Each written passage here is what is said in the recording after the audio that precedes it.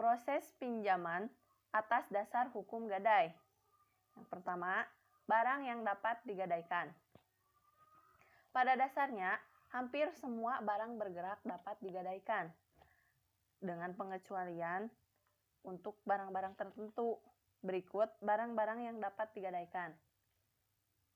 Seperti barang perhiasan, perhiasan yang terbuat dari emas, perak, platina.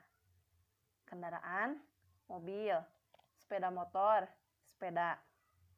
Mesin-mesin, tekstil, dan barang lain yang dianggap bernilai di Perum Pegadaian. Mengingat keterbatasan tempat penyimpanan, keterbatasan sumber daya manusia di Pegadaian, perlunya meminimalkan resiko yang ditanggung oleh Perum Pegadaian, serta memperhatikan peraturan yang berlaku. Maka berikut barang-barang yang tidak dapat digadaikan. Seperti binatang ternak, karena memerlukan tempat yang khusus dan memerlukan cara perlakuan khusus. Hasil bumi, karena mudah busuk dan rusak. Barang dagang yang berjumlah besar, karena memerlukan tempat yang begitu besar di Perum Pegadaian, tetapi Perum tidak memiliki tempat sebesar tersebut. Barang-barang seni yang sulit ditaksir, senjata api, amunisi, dan mesiu. Barang-barang yang disewa belikan, barang-barang pemerintah, dan barang-barang ilegal. Kedua, penaksiran. Pinjaman atas dasar hukum gadai mensyaratkan penyerahan barang bergerak sebagai jaminan pada loket yang telah ditentukan pada kantor pegadaian setempat. Mengingat besarnya jumlah pinjaman sangat tergantung pada nilai barang yang akan digadaikan. Maka, barang yang diterima dari calon peminjam terlebih dahulu ditaksir nilainya oleh petugas penaksir. Petugas penaksir adalah orang-orang yang sudah mendapatkan pelatihan khusus dan berpengalaman dalam melakukan penaksiran terhadap barang-barang yang akan digadaikan. Pedoman dasar penaksiran telah ditetapkan oleh Perum Pegadaian agar penaksiran atas suatu barang bergerak dapat sesuai dengan nilai yang sebenarnya. Pedoman penaksiran dapat dikelompokkan atas dasar jenis barang adalah sebagai berikut. 1. Emas. Petugas menaksir melihat harga pasar pusat dan standar taksiran logam yang telah ditetapkan oleh kantor pusat. Harga pedoman untuk keperluan penaksiran ini selalu disesuaikan dengan perkembangan harga yang terjadi. Petugas penaksir melakukan pengujian karatase dan berat.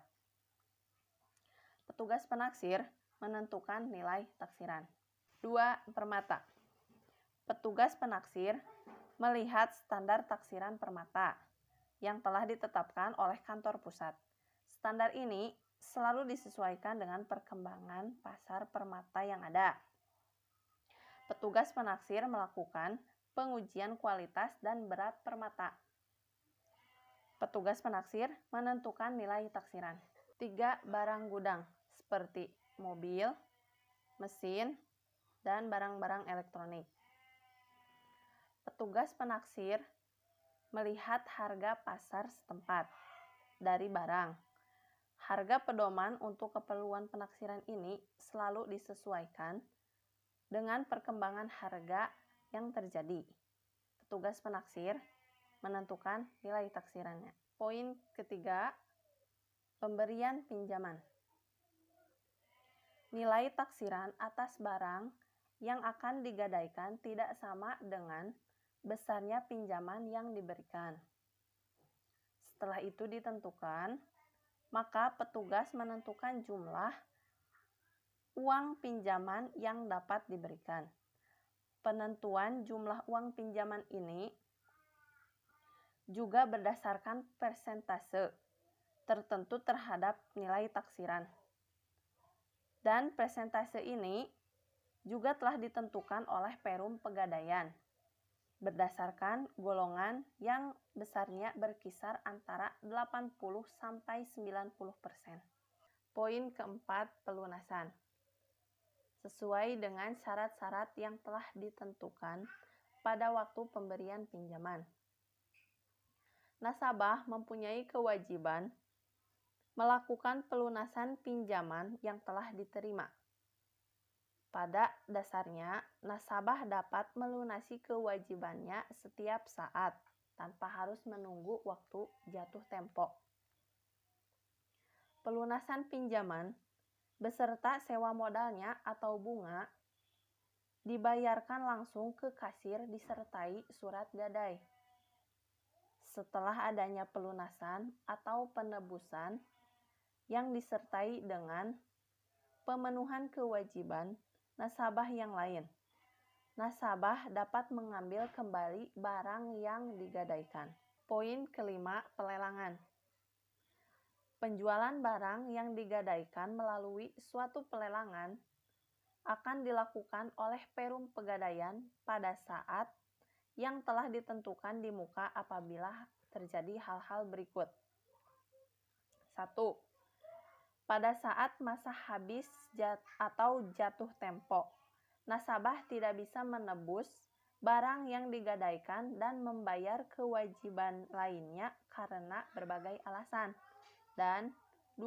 Pada saat masa pinjaman habis atau jatuh tempo, nasabah tidak memperpanjang batas waktu peminjaman karena berbagai alasan.